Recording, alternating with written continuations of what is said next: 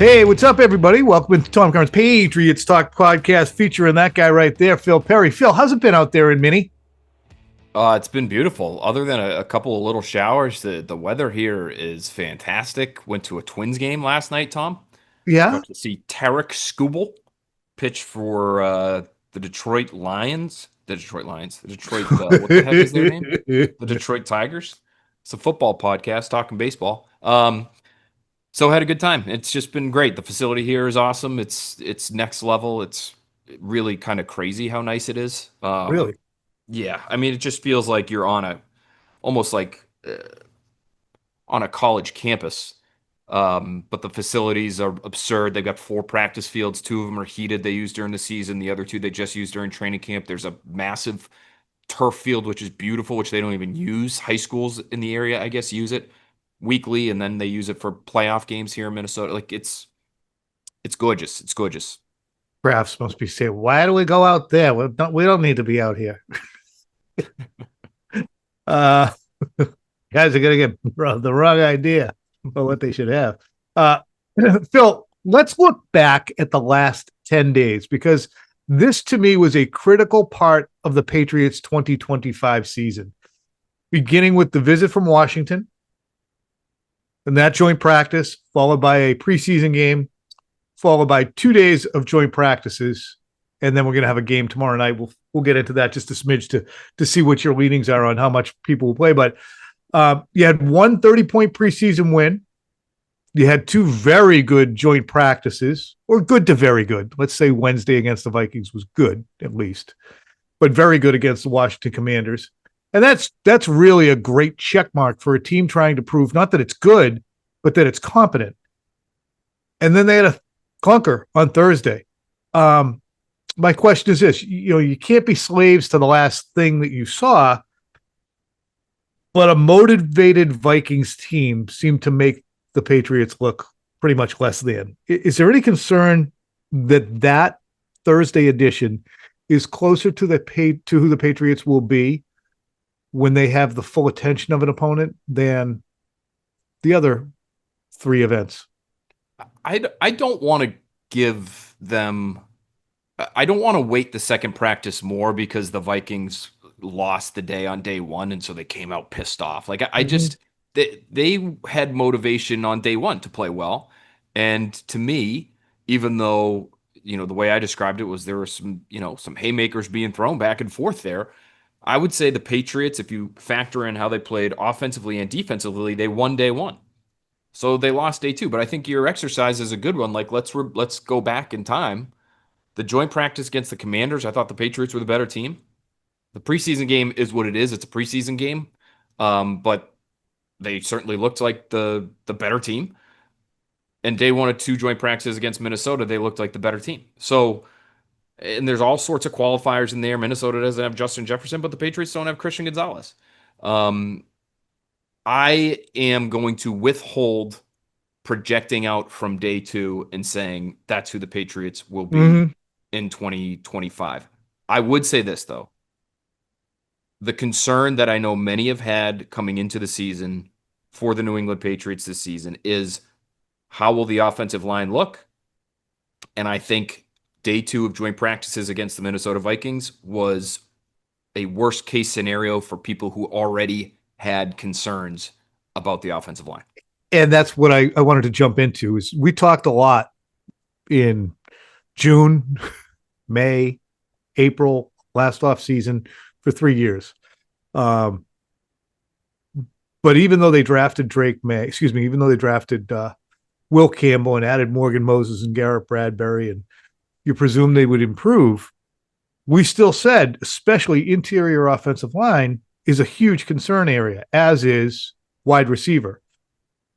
Do you think that, because we're looking at it through the prism of Thursday, do you think that either group has improved, or is the improved performances we're seeing more a byproduct of Josh McDaniels and Drake Maye and the coaching around them? It's kind of the wide receiver is really better. I'm still coming away from these practices with concerns about the receiver group. Lot of scrambles and throwaways for Drake Maye when there's nobody available to him. So good plays by Drake Maye to take care of the ball. But obviously, he doesn't have people he feels like he can throw to. He doesn't feel like he has open windows that he can attack. That to me is on the group of weapons that they have. I have though seen while I am concerned about the receivers, I have seen some encouraging moments from them, Mm-hmm. particularly over the last 2 days. Kayshon Boutte, Tom, another good day. He was probably the lone bright spot from the Patriots receiver group on Thursday. And it wasn't just because he caught this Hail Mary touchdown at the end of practice, which to me, I'm only kind of giving half credit to because they just had an absolute failure of a 2 minute drive, and it felt like they were gifted a first down, excuse me, so that they could run another couple extra plays. And one of them was, kind of this no pass rush, almost felt like half speed on the Vikings end Hail Mary that Kayshon Boutte caught, and the Patriots reacted like they won the Super Bowl, and so good for them.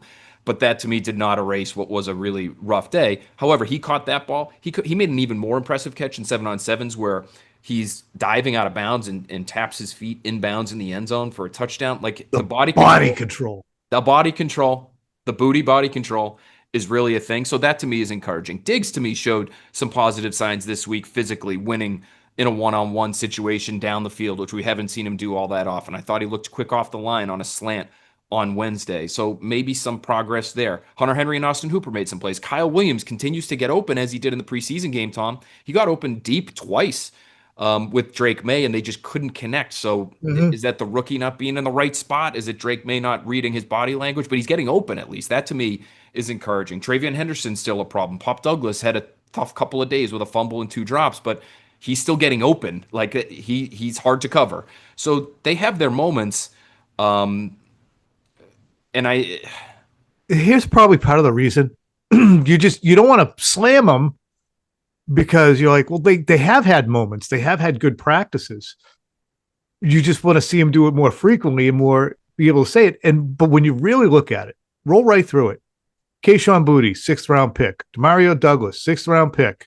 Stephon Diggs, 32, initially a 5th-round pick. And I am not saying that he's one of the better receivers in football, but a 32-year-old receiver coming off an ACL. Kyle Williams, he's a 3rd-round pick. We could go on, but the point I'm making is to get guys who are absolutely electric and make plays, you generally, around the league, the best receivers on that are there were 1st-round picks, top and that's 10, top 15 guys. to me it really stood out in some of those throwaways or those scramble plays when you're in the red zone because everything's so tight in the red zone. Uh, Drake May just to me doesn't have a guy yet that he feels like he can just throw the ball up to and feel like that guy's going to make a play. I feel like he's showing a lot of confidence in these guys just to thread it into Kayshon Boutte or thread it into another great 7-on-7 throw. I thought to Demario Douglas, who's his smallest receiver, and he's almost in triple coverage in the back of the end zone. Like not many guys that are probably harder to connect with than like a 5'8", Yeah. 175-pound receiver in that situation. But he tries it and it worked out. He just doesn't have that force that he can really trust in the way that a lot of quarterbacks do. All that being said, Tom, as many concerns as I have for the receivers, I'm being a little more tepid in my criticism of them as they clearly to me were not the biggest problem. The biggest problem was still on the offensive line. And let's hit that right now. Interior offensive line, exterior offensive line. Was this, was it, did they just bubble up bad that day?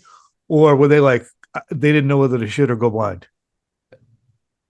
Day 2 of practice felt like more of the latter. And to me, the reason why it was concerning was because day 2, in my opinion, did not feature as much exotic Brian Flores defense as day 1 did. So knowing that the Patriots were going to get that through 2 days of practice, I assumed the offensive line was going to have a hard time.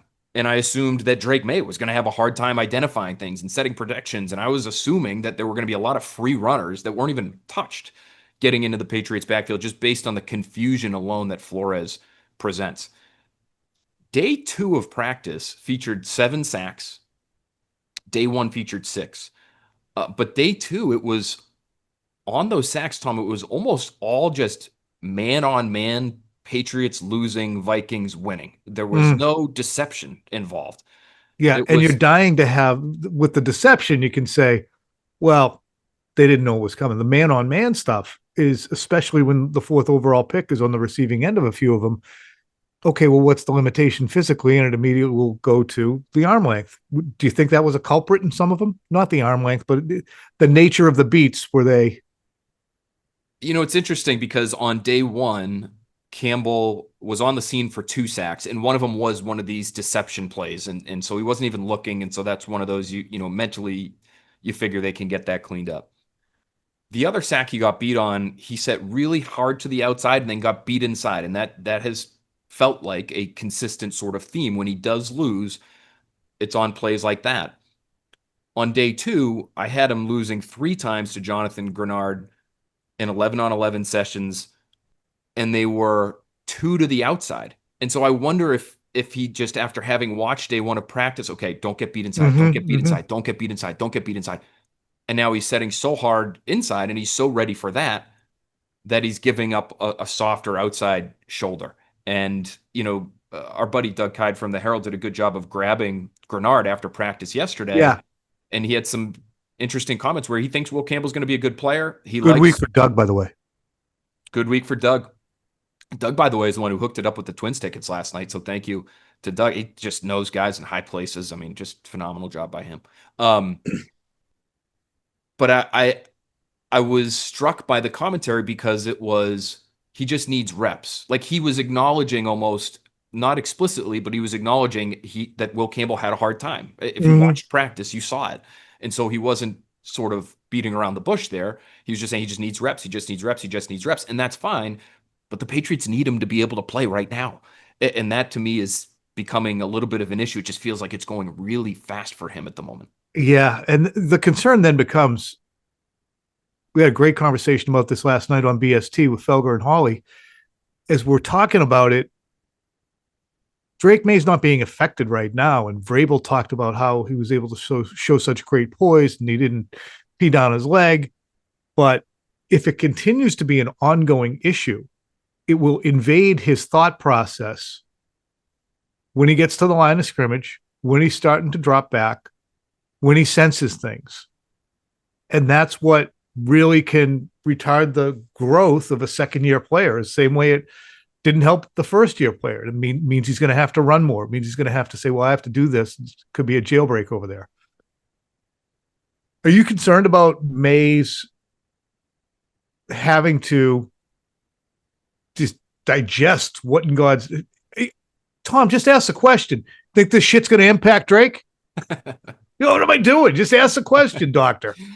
I would be concerned. Yes, I would. You don't want to develop bad habits. You don't want him feeling like he has to leave pockets sooner than he should. You want plays to be able to develop. And that, to me, was, if I'm Josh McDaniels, maybe the most disappointing part of the day was on the plays where he did have time. Pop Douglas dropped an easy one. There was another one that was a little beyond his frame that I thought he should have been able to catch, that he, after some hemming and hawing, acknowledged after practice he should have been able to catch. So, like, on the few reps where he did have time, either there was a receiver open who couldn't catch it, or there was nobody open and he had to scramble and throw it away after, 3 seconds in the pocket. That, to me, would be kind of devastating. If it's not one thing, the protection breaking down immediately, it's the other, which is the receivers aren't creating enough separation consistently to give this guy a place to go with the football. And it just gets back to, this conversation that we've been having, really all off season, Tom, and we did a lot of it when I was ranking the 3 Ps. I think he has a very good play caller. Mm-hmm. I think he has below average weapons and below average protectors. And that's a really difficult way to live. I don't care who's in your ear on the coaching staff. That's a really difficult way to live for any young quarterback, no matter how next level your physical skill set may be.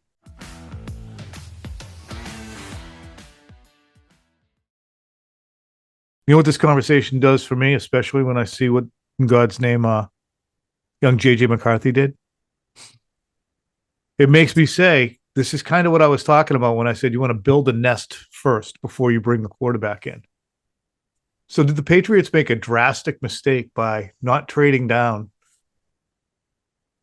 taking J.J. McCarthy, and then taking, for instance, Tyler Guyton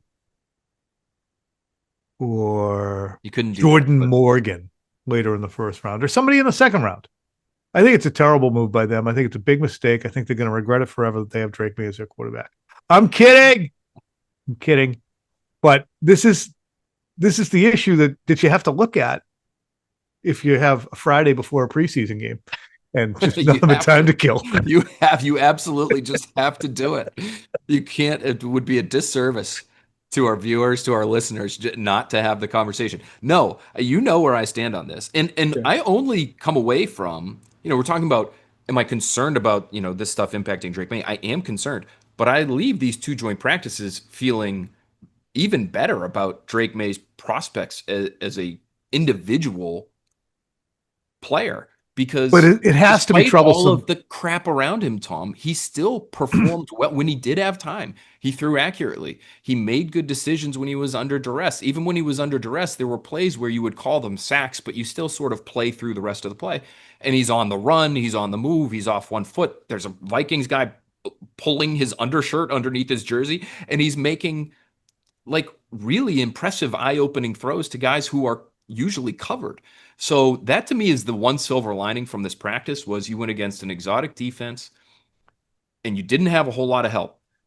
And you came away clearly as one of the best players on the field for either team, in my opinion. So that to me is a check in Drake Maye's favor and a check in their approach to the 2024 draft. I wrote this out because you sent me the pod plan ahead of time, and you know how I like to dig through those plans and I like to prepare responses for you. I feel like you might be overstating that, but I appreciate this because Phil is on the road right now. And for all you folks who've been on the road before, there's limitless energy sometimes that invades your body. And I can see Phil going, you know what? How about I do this? I got time to do this. Go ahead, Phil. So, well, and when it comes to the draft, I love, digging into all the different permutations. If you traded down for J.J. McCarthy, say you were able to trade to, it was 10 or 11 was kind of the conversation. Yeah, Minnesota had 2 first-round picks. They had 2 first-round picks, and then they made a deal and some bullshit happened. But maybe they would have given you that second one. Would they have? I don't know. They would have given you well, okay, I see what you're saying. They definitely would have given you 11. 11 for sure. And then did they give you the second one? Would it have been a little bit? I don't know what the package would have been. Here's what I might have done. Here's the argument I think you should make. Okay. I'm going to try to help you now. And I want to be clear. I would not have done this. I'm taking Drake Maye all day and I'm not moving down. The move would not have been to trade down for J.J. McCarthy. It was, to me, that tackle draft was not very good, quite frankly. And especially the later you got, and like if you were looking at maybe if you had gotten a second round pick and number 11 from the Vikings, would you have taken a tackle with the second round pick there? You can go back and look at it. It was pretty ugly on day 2 for tackles. Mm-hmm. I think the best course of action, if you wanted to trade down, would have been to trade down and then take Brian Thomas and take your tackle there and take Olu Fashanu, who is now the left tackle in New York. He was coming out of Penn State. He was a true left tackle, great feet, good size. And you could have maybe, depending on the package you got back, also, Tom, still had Ladd McConkey with your own pick if you're the Patriots, and added receiver A.D. Mitchell, who's having a fantastic second camp for the Indianapolis Colts and profiles as a true outside the numbers number 1 receiver. Now, yeah, but they couldn't have done that. That's how you build your nest. You've got a tackle, you've got 2 receivers that you can build around, and you're going to suck in 2024. And Jacoby Brissett's going to be your quarterback? Jacoby Brissett's going to be your quarterback. You're going to lose a lot of games because Jacoby Brissett's your quarterback. But then you're in play for Cam Ward, maybe number 1 overall in 2024. Yeah, but I look at Cam Ward as probably being like Cam Ward might end up being as good as the 7th best quarterback taken in 2024. Ooh. I mean, it was a bumper crop of quarterbacks. You couldn't walk away from that quarterback class without one of them. Penix, to me, I like Ward better than him.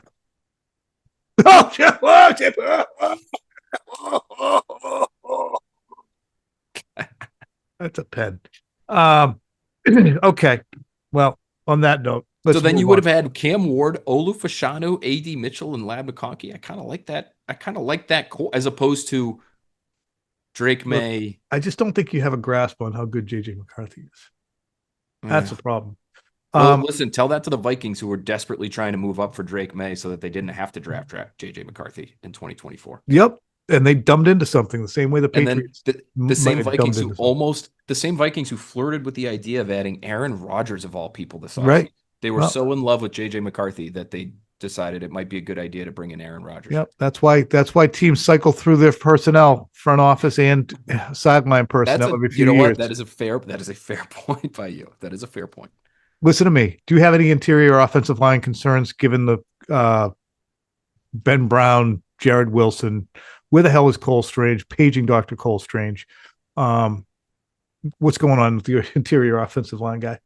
It's not good. And so, we highlight Will Campbell because he is the top 5 pick and he's for, whatever. He's vitally important, obviously. The maybe biggest news of the day on Thursday in terms of the roster construction was that Jared Wilson, who had a really hot start to camp, but I think has kind of cooled since that preseason game against the Commanders, was demoted. Nope. And that's how I viewed it. And I'm still, doing some digging and trying to figure out, okay, is this health related, strictly performance related? But I was told right before the practice there was going to be a change on the interior, and that change was Jared Wilson out, Ben Brown in. Now, let me give you a timeline of events, Tom, and you tell me how you read it. Okay. So I'm told Jared Wilson's been bumped down, and Ben Brown's been bumped up. And they're going through the very slow, you've seen it before, like 50% portion of practice where they're aligning and they're kind of walking through some plays, but they're in full pads. Yep. They go through their full warm-up in full pads. Jared Wilson's out there, he's participating. Then for the first competitive part of practice, the one-on-ones, Ben Brown's out there with the starters. Jared Wilson is behind. Full pad still. In the middle of the one-on-ones, Jared Wilson didn't take a single rep. He just walks away from the group and back inside. That, to me, my read on that is he got demoted. It was performance related. And then something happened during, whether he tweaked something or he felt sick or he had a headache, like, no idea. Do you think he could have moped his way in? No way. I don't think he moped his way. That would be crazy. But I guess I would leave open the 1% chance, hey, this really sucks. I was the starter. Now I'm not the starter. Screw this. I highly doubt it. That would be chaos. That would be insane. But my guess is something happened during practice, even though he really didn't do anything all that physically demanding. Why would he be out there in full pads if he wasn't planning on practicing? And then he left very early and we never saw him again. So how do you read that? I wonder if I can infer, and I don't know how you gained the information, but I wonder if the information you got, they said, hey, it's going to be a little shakeup inside today. You said it was definitely. There was going to be a change. The way it was put to me was there's going to be a change on the line. Okay. Was that change, was it inferred by that there was no injury involved? There was no mention of an injury. All right. So that's what I'm thinking is in the absence of, you don't have, just say it, Tom. You don't got smoking gun proof there, guy. What? When you really try to boil it down to the point, there always has to be there's got to be an F-bomb involved there somehow. Is it for some reason that's just that part of your brain clicks on when you don't have any proof, Phil. The hemming and hawing. You just guess it out there. Yeah, I wouldn't rule out the fact that he probably had an owie and they just wasn't said, oh, he's hurt. But but he's been bad too, Tom. I mean, it was a tough. Well, maybe it was because of his owie. Man, and maybe he's the next DeMonte Dawson. Maybe he's been playing through something since the Commanders preseason game, which I thought was kind of a tough one for him. So that could. I got a call coming in. Let's just mute me. Yeah, you know what? If it's important enough to leave a message, I'm getting to that age where I see a phone call. Like, oh, what is that? That could be my doctor. Hey,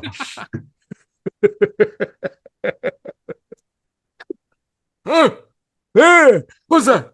Okay.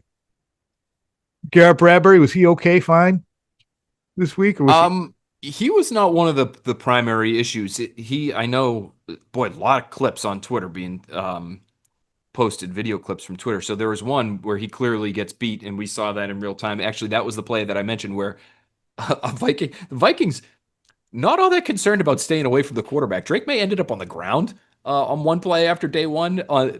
This play where I'm describing the guy's pulling the undershirt on Drake Maye, and he's still making the Oh, throw anyway.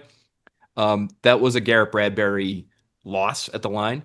I thought Micah Wenu was probably their best lineman on Thursday. Bradbury was probably their second best. what's going on over on the right tackle position? We've been so fixated. We haven't really talked about Morgan Moses, et cetera. Call it the Patriots Talk Podcast jinx, Tom, because you jinxed Drake Maye into a spate of turnovers about a week or so ago, a week and a half or so ago. Yeah. I had been commenting to anyone who would listen, hey, you know who we never talk about? And I think it's because he's been just fine, is Morgan Moses. Morgan Moses. I mean, yeah, I know he misses time, and so he's not always out there for 11 on 11, so maybe he's got fewer reps to screw up than everybody else. But it seems like he's been okay because I don't notice him getting beat off the right. And as soon as the words came out of my mouth, beaten for 2 sacks. Wait. So it just felt like, but that was really the first practice where I felt like he had some issues. And there's talent on that Minnesota Vikings front. Like Grenard's a good player. Jonathan Allen has been a good player Oh for yeah. a long time. They have Javon Hargrave, who's a really powerful player on the interior, and gave Ben Brown all he could handle. And Ben Brown did not look like an upgrade, by the way, over Jared Wilson. Like it was I mean, it was that's a not tough go for him. that's not a fair fight. The one tough, Hargrave against Ben Brown. yeah, yeah, I know. The one tough bit of news for the Patriots offensive line having had 2 really difficult days was you could make the argument that the Vikings didn't even have their best pass rusher. Maybe that's Grenard, but I think Andrew Van Ginkel has an Oh, argument. He's a Der great player. Ginkel. He's a great player, Yep. and Harrison Smith didn't play either. he didn't practice, and Smith didn't practice either this week.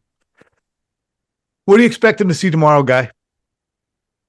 Not much in the way of starters. I just after 2 days, I part of the reason, I reported before the preseason opener, hey, Drake Maye's going to play. A lot of the regulars are going to play, and it was due in part to the fact that they had practiced so little leading up to that game. They had the Yep. one joint practice against the Commanders, but they had a day off. They had a walkthrough the day before, so they had practiced like 2 or 3 times in 6 days. So part of Mike Vrabel's thinking was these guys got to get some work. You don't really have that argument anymore. Like you just had 2 really difficult, competitive practices against a good team. I thought, Tom, the 2 practices they had at Gillette before leaving for Minnesota were actually pretty competitive and Mm-hmm. good work. So that's 4 good days out of the last 6. I'd be surprised if we saw a whole lot of Drake Maye in that top offensive unit, especially since the line had such trouble. Like on the one hand, you'd love to see him go out there if you're the coaching staff and see them have some success. On the other, you got to be thinking, even if Drake Maye only plays a series, are we putting him in harm's way given the way our offensive line performed this week? I wonder how Minnesota's going to treat it. Do you have any idea? No JJ McCarthy. We know there will be no JJ McCarthy. So if there's no JJ, they might go no May because it seems as if the Kevin O'Connell Vrabel connection there seems very aligned. Yeah, that could certainly be the case. Yeah. All right. I think that's it. We have to do this again tomorrow. Not have to. We're privileged to. We look forward to doing this again tomorrow after the game. Phil on the call, on the radio call on 98.5 The Sports Hub. I hope you have a nice, relaxing day. Is there someplace you can go to hit balls? Is there a Top Golf Mini? No, you know what? I haven't seen any Top Golf. I'm gonna go for a little walk. It's very beautiful. It's just the weather. I can't get over it. I love it. It's like Clean. high of 81. It's clean. The grass is just so green here. It's really making me jealous as a guy who would love to have a nice lawn someday and just hasn't been able to execute on that front in life. I got to aerate. I got to aerate my new lawn out back. Oh, I love and that. I know it's early. You want to aerate usually in September. Do you get the big machine for that, or do you just? Yeah, you're going to need a machine. I'm not doing the lawnmower. I'm a former aerator guy. That was my dedicated job for the lawn company back in Sagamore, back in 1990. 91, 92, 93. Can I ask you a question? Do they make, and this might be useful for the listeners out there, any chance they make lighter versions than the one that I used a couple of years ago on my lawn, which was about 200 pounds? and barely fit in the back of an SUV. Uh, And that thing was it was fun to use, and once I had it out, but yeah, haul your ass all over the place. yeah, that's exactly what happened. And just getting it out of the car, I mean, Yeah. it was a miracle I wasn't injured. I don't know if they have glider ones generally because they have to be heavy so that they can get pushed down into your lawn. Now, Phil's lawn, he's got a little bit more shade in the back. I went over and gave it a good look. My lawn was hydro seeded last year, and the issue right now is it's turning brown, and the brown has nothing to do with the sun and the warmth. It has everything to do with the fact that it's very compacted. Sorry. Okay, the water's not getting down, so it's brown because the water is tending to sit from the sprinkler system on the surface, and we're getting a little bit of dollar spot out there and just some fungus activity. So that's where you want to open up the pores, so to speak, with the aerator. I'm going to aerate, not going to overseed. I'm going to aerate first. Okay, might aerate again in September when I overseed, but I probably should do some light loam over the top too. But when you overseed, you want to put down a hit of starter fertilizer to get that stuff boosted up. But if you put down the starter fertilizer, and the seed, you're really not in a mowing situation. We still are in mowing season. So I'm really betwixt and between. So first things first, let's just get it aerated. We're going to do it on Monday. We're going to do it on Monday because it's going to cool down. I don't want to open up the pores and then have them sitting there like it's the middle of Arizona. This is something I can get engaged on. I can really talk lawns if you want to talk lawns. I just want to thank you on behalf of everyone watching and listening to us right now, because this is really valuable intel, and it's making me feel like we should have some sort of special segment, especially since fall is the time. We're encroaching upon the time where you need to. It's my understanding, not that I'm any good at it. You got to start taking care of this stuff. So I feel like we should dedicate a minute or two every pod to some sort of suggestion that you have for the people, something they can do at home to improve their lives, their families' lives, and their neighbors' lives, quite frankly, because listen, we're all in this together. Yeah, I think people make the mistake on seeding is they don't put enough loam down and they leave the seed on top too. Okay, seed needs to be mixed in. You're not going to leave a baby on top of on top of the blankets. Okay, you need a blanket of warmth around it. So you mix your seed. So when you put your seed down and some of your top dressing on it, you want to roll it. Those lawn rollers, you roll that so it's down and in there, and then you're going to want to take care of that. We'll talk more about it, but you want perfect days. Why is it so green in Ireland? Because it doesn't get hot and there's a constant mist. That's how you water a lawn. You don't just choke it out, and you don't water in the middle of the day, as most people by now know, because there's water restrictions everywhere anyway. Okay, that's going to do it. We'll see you tomorrow for the Aftermath Pod.